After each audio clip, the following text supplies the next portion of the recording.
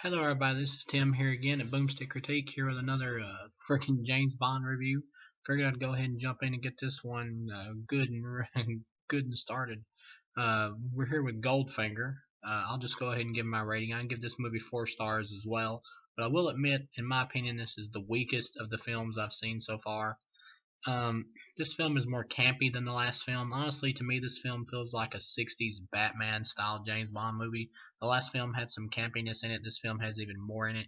And I think this film is great in like a 60s James Bond, like almost Batman, Adam West style episode of James Bond. I think it's great in that kind of way. Even the bad guy's name, Goldfinger, just screams like Adam West Batman TV show to me. But it's fun as fuck, so I'm able to let it go. Once again, Sean Connery is great as Bond, and even the plot about Goldfinger wanting to like increase the value of his gold or whatever by going to Fort Knox and making the gold there radioactive, so the Americans can't touch it or do anything with it, so that the value of his gold will become increased. I think that's just such a silly plot to me that I just screams Adam West Batman TV show to me. And of course, everybody knows the iconic scene where Goldfinger has James Bond's the Bond girl he's sleeping with in the movie or whatever. He has her killed and has her painted gold. It's a really cool scene, although the idea that she died from being painted gold is rather silly, but it's still such a cool scene. You're able to let it go.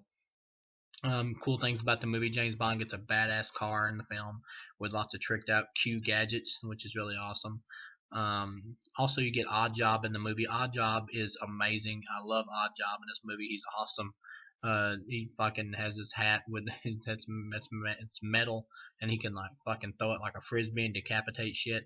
I love that. That's great in the movie. This character is amazing. Um, Goldfinger himself as a villain, he's like this kind of short, fat dude, almost penguin-esque in a way. Um, but he's really smart and he's really clever, and the way the actor plays him is in a really fun way. And I love how he's obsessed with gold. I just get a laugh out of that. So he's a really fun character. I really like this character. He's definitely better than the Doctor No guy from the first James Bond film. I like this character, but I love Odd Job though. I like Goldfinger and I love Odd Job. The song in the film Goldfinger, or whatever the Bond song in this film, it's decent. I like it. I like the tune of it. Some of the lyrics are silly, but I think it's decent altogether. I like it, but I don't love it. But it is decent.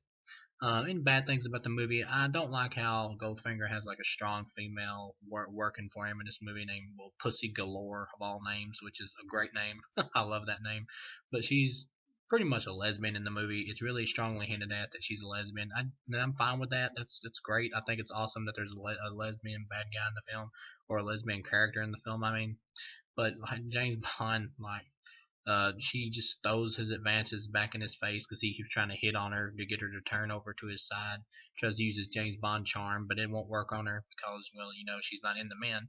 But of course, he finally gets her to sleep with him, and then she just automatically turns on his side. And of course, she's not a lesbian anymore, and just that kind of stuff. I mean, just that in the movie, I really hate that. That almost made me hate the film. Almost made me hate the film in a way. But I had to remember when this film was made, and I didn't really understand what being a lesbian, I mean, or being gay really is. I mean, like it's really somebody's sexuality. I mean, this is made in the time where it's like, she's a lesbian. She probably just needs to sleep with a man, and she'll convert back to what we consider normal. I don't. I just hate shit like that. But where it's an old film, I'm able to let it go because I'm having fun with the film. All in all, the weakest for me altogether of the first 4 films that I've watched here, but still a great James Bond film in a fun, campy way. With a title like Goldfinger, though, I wasn't expecting this movie to take itself super seriously. But yeah, all in all, I'd still give it 4 stars. Despite my gripes about the way it treats its gay character in the movie, it's still a really fun movie, and Goldfinger is a fun bad guy to watch, and Oddjob is awesome, so I still recommend this. Still a great, campy, fun James Bond movie. And I'll see you guys again with the next review.